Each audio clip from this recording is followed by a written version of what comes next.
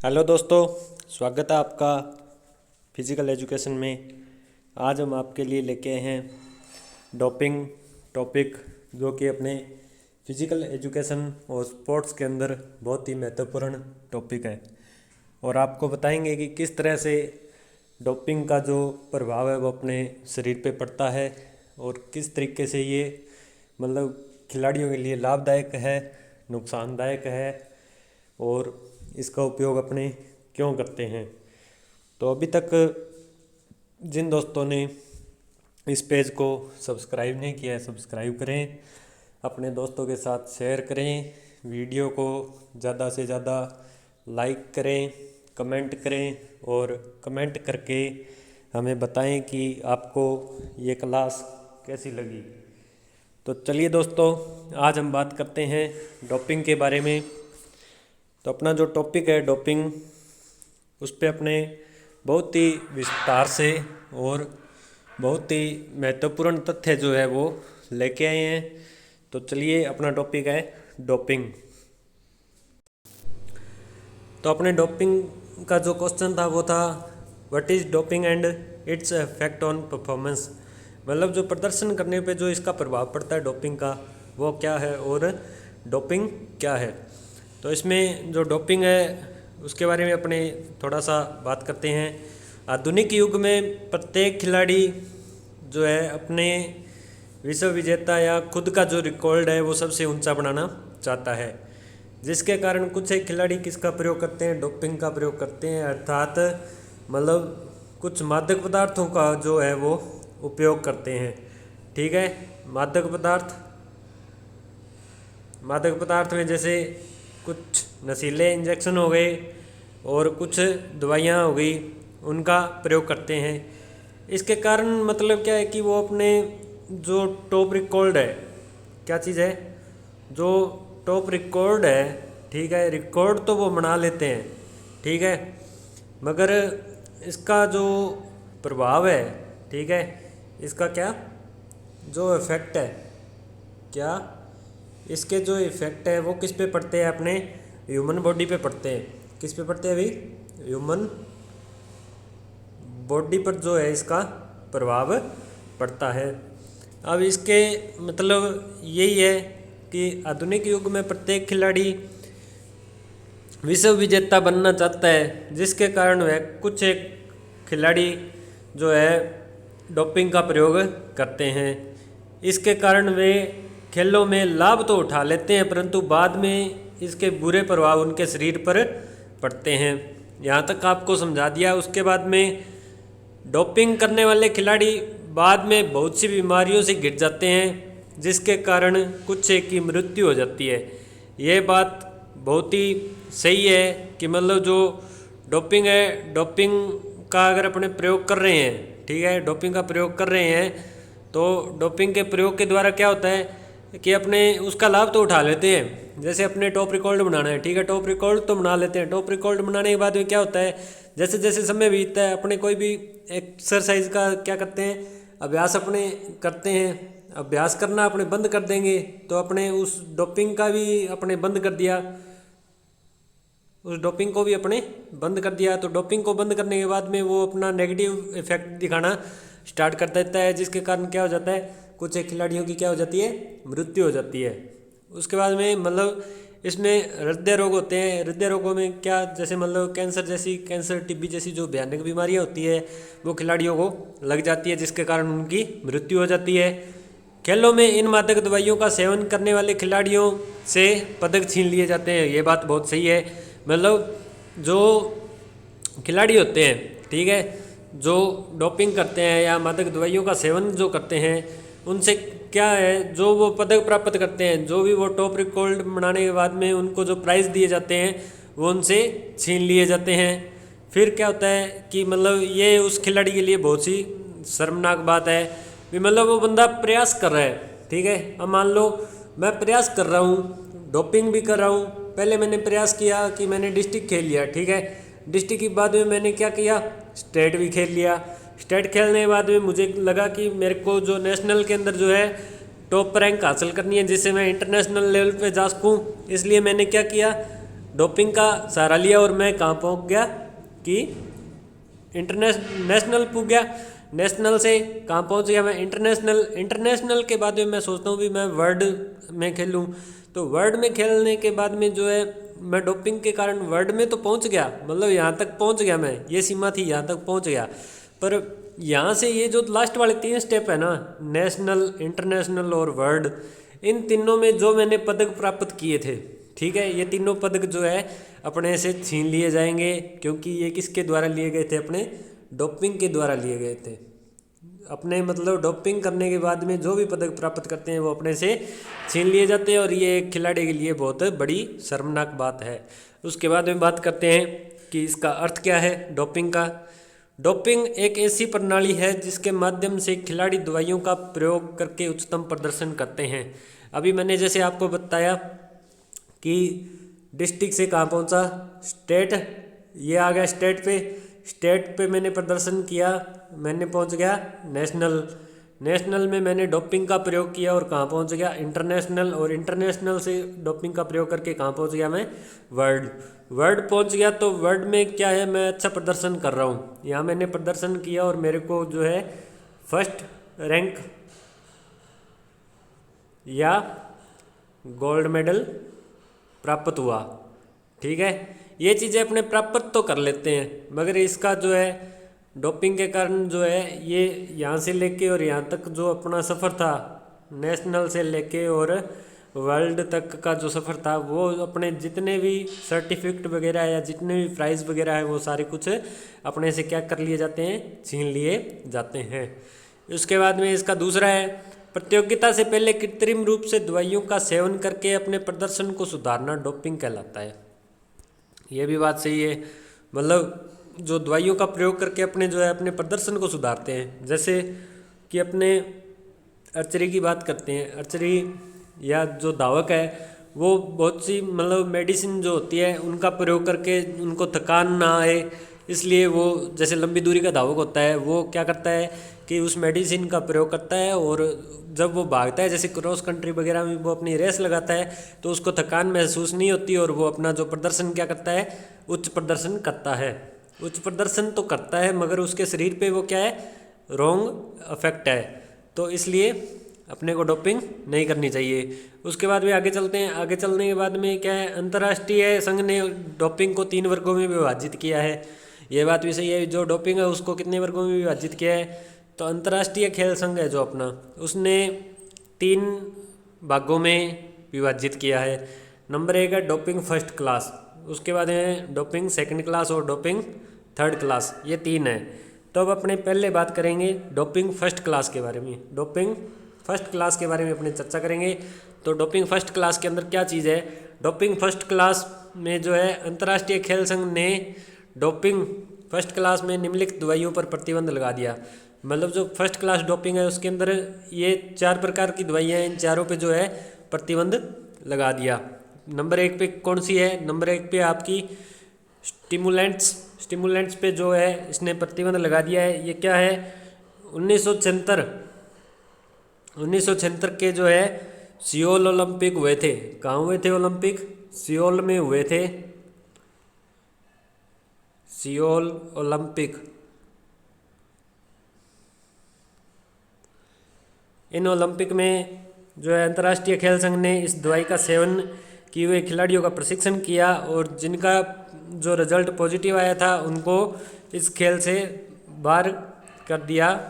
और इसमें बताया गया था कि इस दवाई के द्वारा जो है क्या होता है, उत्तेजना सामान्य से ज़्यादा हो जाती है। क्या चीज़ बढ़ती है इसमें, उत्तेजना शक्ति का जो विकास होता है वो किससे होता है, स्टिमुलेंट्स के द्वारा होता है। इसलिए ये अपने शरीर के लिए हानिकारक है, जो सामान्य से ज़्यादा उत्तेजना होगी वो अपने शरीर के लिए हानिकारक है।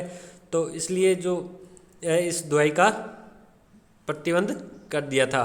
उसके बाद में जैसे अपने आगे चलते हैं, आगे चलने के बाद में अपने आता है कि जो नंबर 2 है, नंबर 2 में क्या था अपना, स्टेरॉइड। अब स्टेरॉइड क्या है, स्टेरॉइड के बारे में अपने बात करते हैं। स्टेरॉइड क्या है, स्टेरॉइड जो है 20 औषधियों से मिलकर बनती है। कितनी औषधियों से मिलकर बनती है, तो ये 20 औषधियों से मिलकर बनती है। यह मुख्य रूप से दर्द मिटाने के लिए काम आती है। इसका जो काम है वो क्या काम लिया जाता है, इसको दर्द मिटाने के लिए लिया जाता है। दर्द मिटाने के लिए जाता है तो इस मादक दवाई का सेवन करने वालों में अधिकतर लंबी दूरी के धावक आते हैं तथा इनके शरीर में किसी भी तरह का दर्द ना हो। मतलब जो लॉन्ग डिस्टेंस रेस है, लॉन्ग डिस्टेंस रेसेस जो है, इनके जो प्लेयर है वो किसका लेते हैं, स्टेरॉइड को काम में लेते हैं कि उनके जो लिगामेंट्स हैं उनके अंदर जो है वो पेन ना हो, इसलिए इसको जो है प्रतिबंधित कर दिया गया था। उसके बाद में अगला आता है अपने 3 नंबर जो दवाई है वो कौन सी है, 3 नंबर पे है अपने एनाबॉलिक स्टेरॉइड। एनाबॉलिक स्टेरॉइड में क्या होता है, इसमें मतलब ये 17 प्रकार की औषधियों से बनती है। कितने प्रकार की औषधियों से बनती है, 17 प्रकार की औषधियों से बनती है। जो मतलब कौन से खिलाड़ी इसको उपयोग में लेते हैं, नंबर 1 तो आ गया आपका वेट लिफ्टिंग,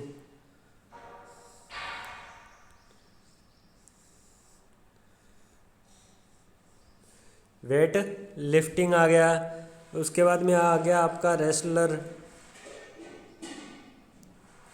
आ गया। उसके बाद में आपका आ गया थ्रोवर। तो मतलब ये जो है इस इवेंट के जो खिलाड़ी है वो इसको प्रयोग में लेते हैं। इसमें मतलब क्या होता है कि इसमें जो है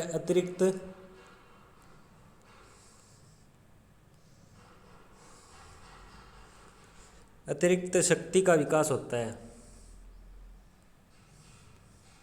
शक्ति का विकास होता है। तो इसमें मतलब इसलिए इसको क्या कर दिया, बैन कर दिया। उसके बाद में आगे चलते हैं अपने जो फर्स्ट क्लास की अंतिम जो डोज है उसका क्या नाम है, बेटा ब्लॉकर्स। बेटा ब्लॉकर्स के अंदर क्या है कि इसका प्रयोग जो है किस लिए किया जाता है, इसका प्रयोग जो किया जाता है वो किया जाता है वज़न कम करने के लिए, वज़न कम करने के लिए किया जाता है। इसमें मतलब जैसे हो गया आपका आर्चरी हो गया, आर्चरी के जितने भी प्लेयर हैं, और निशानेबाजी हो गया,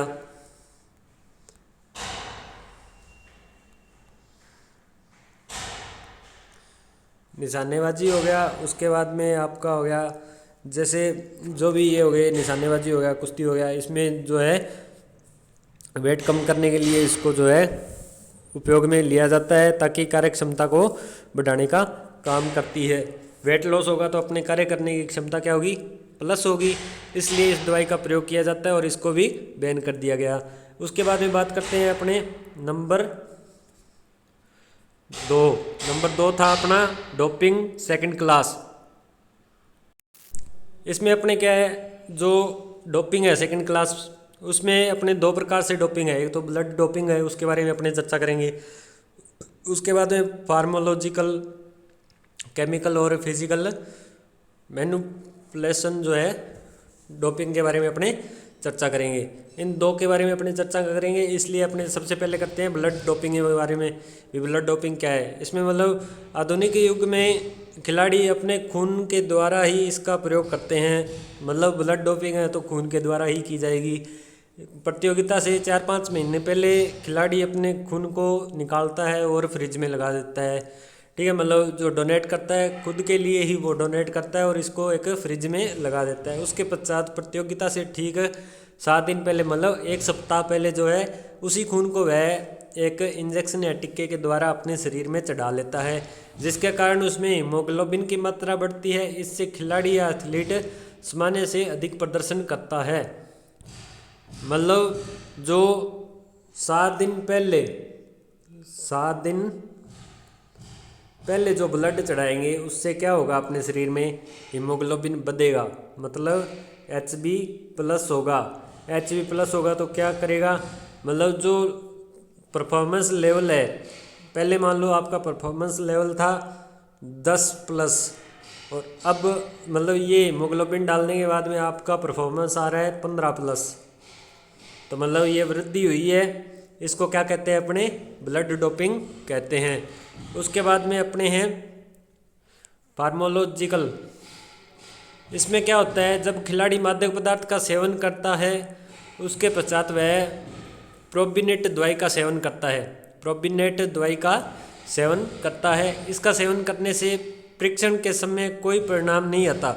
मतलब ये वो सिस्टम है कि इसके अंदर जो है, जैसे मान लो आपने डोपिंग कर रखी है, ठीक है, डोपिंग कर रखी है और ये प्रोबिनेट जो दवाई है इसका आप प्रयोग कर लोगे तो वो आपका जो रिजल्ट है वो क्या आएगा, आपका नेगेटिव आएगा। नेगेटिव आ गया। उसके बाद में अंतर्राष्ट्रीय खेल संघ के द्वारा खिलाड़ियों के पेशाब का परीक्षण किया जाता है, मतलब यूरिन टेस्ट किया जाता है। यूरिन टेस्ट किया जाता है और उसमें भी कुछ नहीं निकलता। आपको बता दिया कि रिपोर्ट क्या आएगी, नेगेटिव आएगी। इसलिए इस दवाई पे जो प्रोबिनेट दवाई है उस पर क्या कर दिया, प्रतिबंध लगा दिया। इस तरीके से अब आगे अपने चर्चा करेंगे डोपिंग थर्ड क्लास के बारे में। डोपिंग थर्ड क्लास के बारे में क्या है, इसके अंदर जैसे आपका नंबर 1 हो गया है अल्कोहल, उसके बाद में लोकल दवाई होगी, उसके बाद में कोर्टियोस्टेरॉइड हो गया, उसके बाद में हो गया आपका तंबाकू। इन तीनों के बारे में अपने चर्चा करते हैं। तो इसमें जैसे अल्कोहल है, अल्कोहल में क्या होता है, अल्कोहल खिलाड़ियों के लिए शराब का सेवन भी लाभदायक माना गया है। हाँ, ये बात सही है कि जो स्पोर्ट्स पर्सन है उसके लिए शराब का सेवन माना गया है, परंतु आपको पता है कि जब अपने इस शराब को एक दवाई के रूप में लेंगे, दवाई के रूप में लेंगे तो अपने कोई भी इसका इफ़ेक्ट नहीं है, अपने ये शरीर को नुकसान नहीं करेगी। मगर इसको जब अपने हाई डोज में लेते हैं तो ये अपने शरीर पे क्या करेगी, नेगेटिव इफेक्ट दिखाएगी। नेगेटिव दिखाएगी तो अपने सरेआम अपने शरीर का नुकसान होगा। इसमें क्या है कि जो बीपी है उसमें वृद्धि होती है, बीपी हाई रहता है। शराब पीने के द्वारा क्या होता है, जो अपने बीपी है, बीपी क्या होता है, प्लस रहता है। इसलिए इसके ऊपर भी प्रतिबंध लगा दिया गया। ज़्यादातर परीक्षण तीरंदाजी और निशानेबाजी में किया जाता है। मतलब ये जो अल्कोहल का जो सर्वाधिक है प्रयोग वो आर्चरी और निशानेबाजी के जो खिलाड़ी है उनके द्वारा किए जाते हैं। उसके बाद में अपने आगे चलते हैं। आगे क्या है, आगे आपको बताया गया है कि जो शराब है, शराब एक ऐसा सेवन है जिसकी आदत यदि एक बार लग जाती है वह फिर नहीं छूटती। ये बात भी सही है। मतलब कोई भी लत है, कोई भी चीज़ है, कोई भी नशा है, उसकी आदत अगर अपने को एक बार पड़ गई तो वो अपने से नहीं छूटती है। इसका सेवन करने से दिमाग काम करना बंद कर देता है, ये बात भी सही है। और यदि शराब को अधिक मात्रा में लिया जाए तो व्यक्ति की मृत्यु हो जाती है। ये आपको मैंने बता दिया कि जो अपने नेगेटिव इफेक्ट दिखाती है। और सर्वाधिक नेगेटिव इफेक्ट किस चीज़ में दिखाती है कि अपने शराब पिएंगे तो अपना बीपी प्लस होगा, और ज़्यादा पिएंगे तो वो अपना बीपी ज़्यादा प्लस होगा, ज़्यादा प्लस होगा तो वो क्या है, अपने अटैक वगैरह के माध्यम से जो है व्यक्ति डेड हो जाता है। और इसलिए शराब पे प्रतिबंध लगा दिया गया। उसके बाद में अपने अगला लोकल एनेस्थेटिक्स। इसमें यह दवाई चोटग्रस्त व्यक्ति या खिलाड़ियों के लिए उपयोग में लाई जाती है जब कोई डॉक्टर चीरफाड़ या घाव आदि का उपचार करता है। इसके परीक्षण के समय अंतर्राष्ट्रीय खेल संघ डॉक्टर से रिपोर्ट मांगता है। मतलब जैसे मान लो कि जो एथलीट है वो भाग रहा था या जंप कर रहा था तो उसके पाँव में चोट आ गई। चोट आने के बाद में जो डॉक्टर है उसको चीरफाड़ करता है, उसका ऑपरेशन जब करता है, जैसे अस्थिभंग हो गया, अस्थिभंग के अंदर मतलब उसका ऑपरेशन करता है तो घाव आदि का उपचार करेगा वो। इसलिए मतलब जो इनका टेस्ट होता है, डोप टेस्ट होता है, उस दौरान जो है वो अंतर्राष्ट्रीय खेल संघ है उसके जितने भी मतलब सदस्य है वो डॉक्टर से रिपोर्ट मांगते हैं कि हाँ इस बंदे का एक अस्थिभंग हुआ था या क्या हुआ था।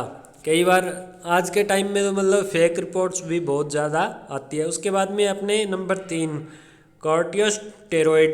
इसका उपयोग सूजन के समय किया जाता है। जब अपने मतलब मसल्स में सूजन आ जाती है उस टाइम इस चीज़ का प्रयोग किया जाता है। किसका? कोर्टियोस्टेरॉइड। तो इसमें जब खिलाड़ी को किसी कारण बस चोट लगने से सूजन आती है उस समय होता है।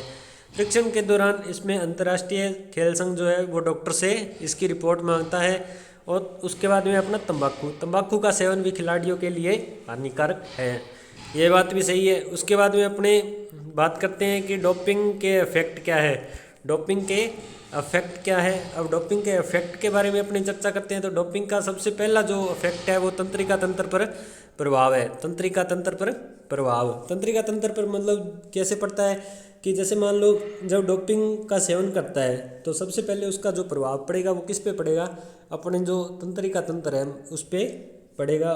उनके मतलब इसमें क्या होता है, तंत्रिका तंत्र पर प्रभाव कैसे पड़ता है कि तंत्रिका तंत्र का काम क्या होता है कि ये सोचने समझने का कार्य करती है। तो इसमें मतलब जो सोचने समझने की जो स्थिति है, सोचना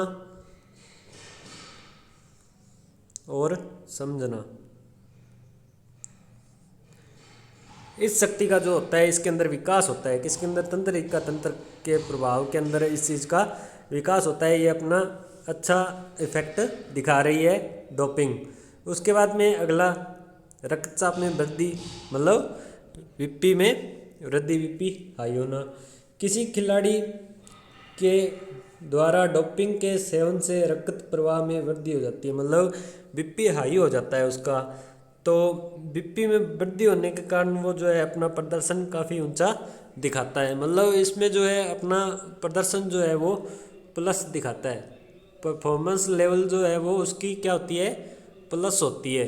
उसके बाद में उत्तेजना का विकास, उत्तेजना का विकास मतलब डोपिंग के द्वारा खिलाड़ियों में उत्तेजना शक्ति का विकास होता है और खिलाड़ी के अंदर क्या होता है, फुर्ती,